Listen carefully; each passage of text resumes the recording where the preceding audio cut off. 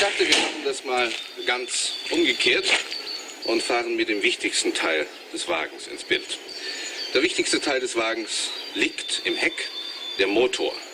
Es ist ein Trochoiden-Kreiskolbenmotor oder eine Trochoiden-Kreisrotationsmaschine. Das klingt sehr kompliziert, aber wenn ich Ihnen sage, dass es sich ganz einfach um einen Wankelmotor handelt in einem NSU Spider, dann sind wir zusammen schon einen ganzen Schritt weiter.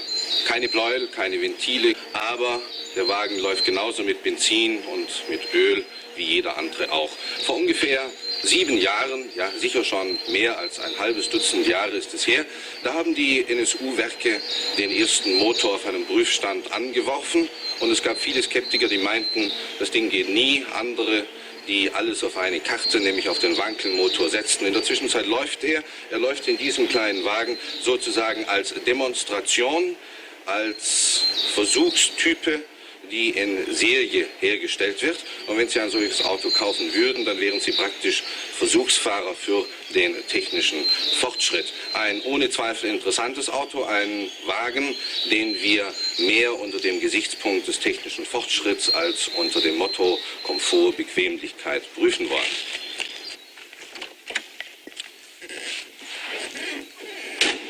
Wir werden Ihnen den Motor gleich zeigen, aber zunächst wollen wir uns ein wenig mit seiner Charakteristik beschäftigen. Das Wichtigste in diesem Wagen ist am Armaturenbrett der Tourenzähler. Sie müssen nicht umlernen, man braucht nichts Neues zu wissen, man muss sich nur an dieses Fahrzeug gewöhnen. Wir haben jetzt genau 2000 Touren und das genügt noch nicht, um mit dem Wagen flüssig anzufahren. Er ist sozusagen faul, er bringt nichts unter 3000 Touren, die wir jetzt ungefähr haben. Und er fühlt sich am wohlsten so zwischen 5.000 und 6.000 Touren. Und dabei wird Ihnen auffallen, der Motor ist keineswegs laut, obwohl wir jetzt 4.500 Touren drehen. Jetzt in dieser Sekunde, er übertönt kaum übrigens das Zwitschern der Vögel, das diese Sendung bisher nahezu ununterbrochen begleitet hat. Ja, das wäre zunächst einmal das Wichtigste, im Übrigen natürlich genauso wie jeder andere Wagen. Gaspedal, Kupplungspedal, Bremspedal und dann hat der NSU Spider 4 Gänge. Also das Wichtigste ist beim Abfahren nicht unter 3000 Touren. Kaum rollt der Wagen, da hat man schon vergessen, dass man in einem Gefährt sitzt, von dem noch vor wenigen Jahren mit Skepsis, Staunen, Ehrfurcht oder Optimismus gesprochen wurde. Der Motor beschleunigt weich und angenehm. Die Übersetzung des Getriebes ist so abgestuft, dass man sich immer in günstigen Drehzahlbereichen bewegen kann. Die Sitzposition ist zwar ein wenig beengt, aber für den Fahrer keineswegs ungünstig. Die Form des Wagens entspricht seiner fahrtechnischen Charakteristik. Sportlich, man ist versucht festzustellen, ein Wagen für junge Leute, denen es nichts ausmacht, sich den Wind um die Ohren pfeifen zu lassen und denen Gepäck und Garderobe nicht so wichtig erscheinen.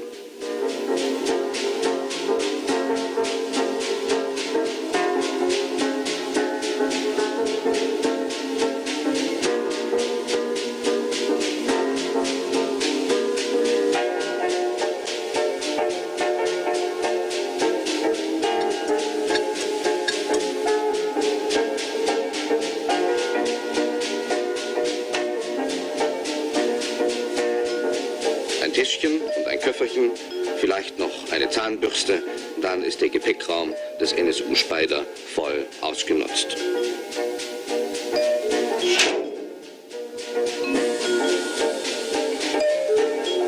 Auch bei der Innenausstattung hat sich Neckarsulm auf das Notwendigste beschränkt und dabei die sportliche Linie wohl ein wenig überbetont.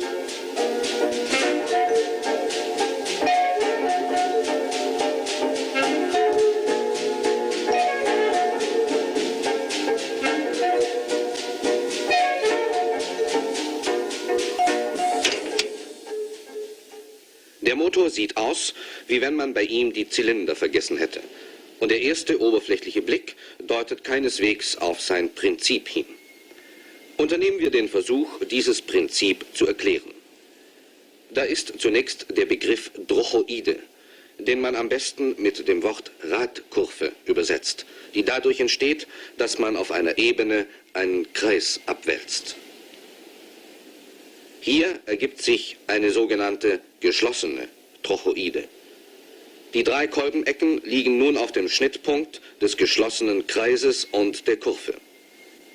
3 Punkte, die die Eigenschaft haben, immer auf dieser Kurve entlang zu laufen. Es handelt sich bei diesem Kreiskolbenmotor um einen echten Viertakter. Im ersten Takt wird das Benzin-Luft-Gemisch angesaugt. Zweiter Takt, das angesaugte Gemisch wird zum Brennraum geschoben, die Kammer verkleinert sich und komprimiert das Gemisch. Im dritten Takt zündet die Kerze und im vierten Takt wird das verbrannte Gemisch ausgestoßen. Anstelle von Ventilen gibt es wie beim Zweitakter Fenster. Drehmoment durch Druck des Gases auf den Kolbenmittelpunkt. Dieser Drehkolbenmotor besitzt also im Gegensatz zum Hubkolbenmotor, hier im Bild, keine hin- und hergehenden Massen wie Kolben, Pleuelstangen oder Ventile. Vom herkömmlichen Motor ist also nur das Prinzip geblieben, die Kraft zum Antrieb durch Verbrennung eines Gases zu schaffen. Das Kammervolumen beträgt 500 Kubikzentimeter, die Verdichtung 8,6:1 und die Leistung von 50 PS wird bei 5500 Umdrehungen erreicht. Die Waage drückt in Zahlen aus, was man beim Fahren als gute Beschleunigung empfindet. Die 50 PS haben das Gewicht von 710 Kilogramm zu bewegen und so nimmt es nicht Wunder, dass die Messung der Beschleunigung von 0 auf 100 den guten Wert von 14,7 Sekunden ergibt. Der dritte Gang reicht mühelos bis 120, wobei man jederzeit genügend Kraftreserven zum schwungvollen Überholen besitzt. Der Motor ist in den unteren Tourenbereichen nicht sehr lebendig. Und ebenso dauert es eine ganze Weile, bis man die Höchstgeschwindigkeit erreicht hat. Das Werk garantiert für jeden Wagen 152 Kilometer. Unsere Messungen ergaben 154,5. Und was verbraucht ein solcher Wankelmotor? Gemessen an seiner Leistung ist er sparsam, auf der Autobahn bei einem Durchschnitt von 125 Kilometern 10,1 Liter, bei flottem Fahren auf einer ziemlich leeren Landstraße 9,3 Liter.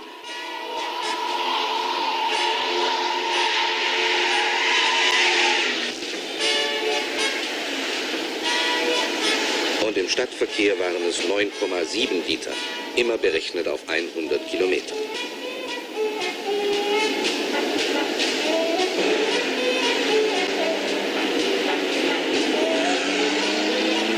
Das ergibt einen Testverbrauch von 9,7 Liter. Der Aktionsradius des Spyder ist 360 Kilometer. Man würde sich einen Tank wünschen, der mehr als 35 Liter fasst. Der Wagen ist handlich, wendig, 9,3 Meter Wendekreis. Das ist ein glänzender Wert.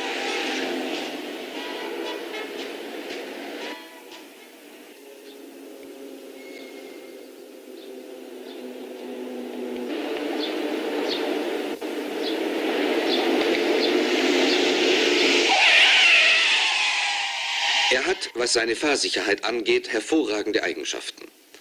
Dazu zählen seine Bremsen, vorn Scheibe, hinten Trommel, die weich und exakt ansprechen und den Wagen aus einer Geschwindigkeit von 100 Kilometern innerhalb von 46 Metern und 80 Zentimetern zum Stand bringen.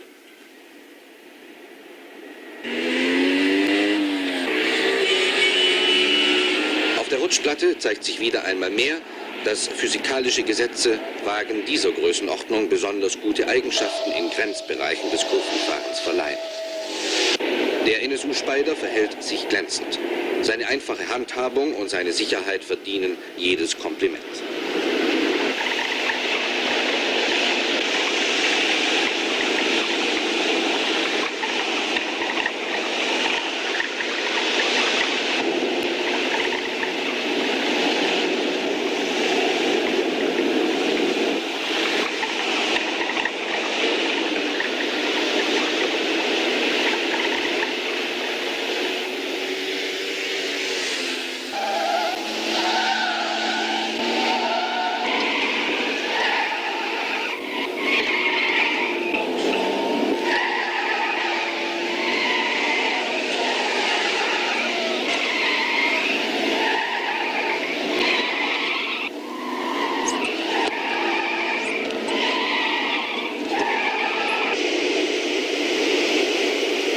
ebenfalls physikalische Gesetze, die Wagen mit Heckmotoren besonders windempfindlich machen. Bei 100 Kilometern Tempo für den Wagen und bei 100 Kilometern Windgeschwindigkeit aus den großen Gebläsen an der Versuchsstrecke ergibt sich eine Abweichung von 3 Metern und 95 Zentimetern. Das bedeutet, dass bei böigem Wind Vorsicht am Platze sein muss. Schließlich ersparen wir ihm auch die Wasserdurchfahrt nicht, bei der man sehr schnell feststellen kann, ob der Motor nach unten hin genügend abgedichtet ist. Beim NSU sieht das so aus. Aus! Zündung nass!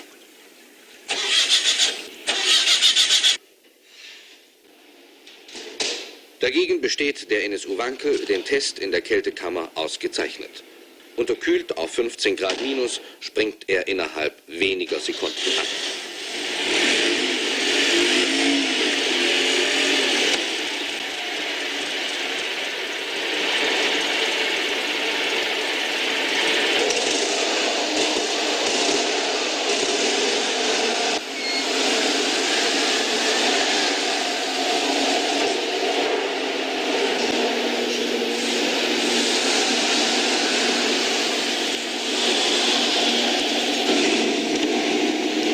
Auf einer schlechten Strecke wird man gehörig durchgerüttelt. Die Vorderachse ist nach dem Prinzip des Sportprinzen mit Trapezlenkern und Schraubenfedern und einem Querstabilisator ausgerüstet. Die Hinterachse ist an Schräglenkern aufgehängt und ebenfalls mit Schraubenfedern versehen. Aber auch diese sorgfältige Konstruktion hält den Wagen nicht von starken Nickschwingungen und starkem Schütteln frei. Durch den NSU-Spyder mit Wankelmotor sahen sich plötzlich unsere Behörden einem völlig neuen Problem gegenüber. Da der Motor ja keinen Hub hat, besitzt er auch keinen Hubraum. Und wo kein Hubraum ist, kann man auch keine Hubraumsteuer erheben. So konnten zunächst die Fahrer des NSU Wankel sich ihrer Wagen ohne die lästige Steuer erfreuen. Schließlich einigte man sich darauf, den Wagen nicht nach seinem Kammervolumen zu besteuern, sondern nach Gewicht. Sozusagen ein Vorgriff auf die doch wohl kommende Gewichtssteuer. So kostet der NSU Spyder mit Wankelmotor 110 Mark an Steuern, die Versicherungsprämie pro Jahr beträgt 340 Mark und bei einem Testverbrauch von 9,7 Litern pro 100 Kilometer ergibt sich bei einer Jahresleistung von 20.000 Kilometern die Summe von 8,5 Pfennigen pro Kilometer.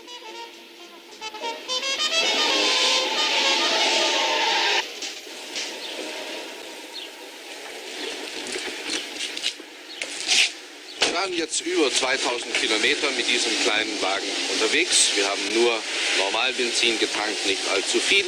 Stattdessen haben wir ziemlich viel Öl verbraucht. Aber das scheint uns in jenes Kapitel zu gehören, das mit dem Titel Entwicklung überschrieben ist. Entwicklung, das braucht dieser Motor ganz ohne Zweifel noch. Das weiß NSU.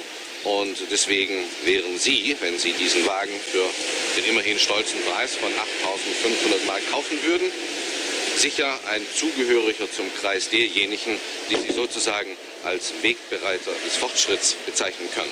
Auf jeden Fall haben wir mit dem Wankelmotor und mit dem kleinen Spyder sehr schnell gute Freundschaft geschlossen. 2000 Kilometer Fahrt genügen natürlich nicht, um über die Lebensdauer des Motors ein Urteil abzugeben. Auch die Feststellung, dass wir zum Beispiel keinerlei Schwierigkeiten hatten, ist in diesem Zusammenhang ohne Gewicht. Die Firma NSU lässt in diesem Wagen den Wankelmotor seine Premiere laufen, weil man in einer kleinen Serie Erfahrungen sammeln möchte. Wir alle wissen, dass die Gesetze der technischen Entwicklung sich nicht von heute auf morgen bestimmen lassen. Es wird auch beim NSU Wankel noch einige Zeit vergehen müssen, bis dieser Motor das gleiche Stadium an Vertrauen und Zuverlässigkeit genießt wie seine konventionellen Vorgänger.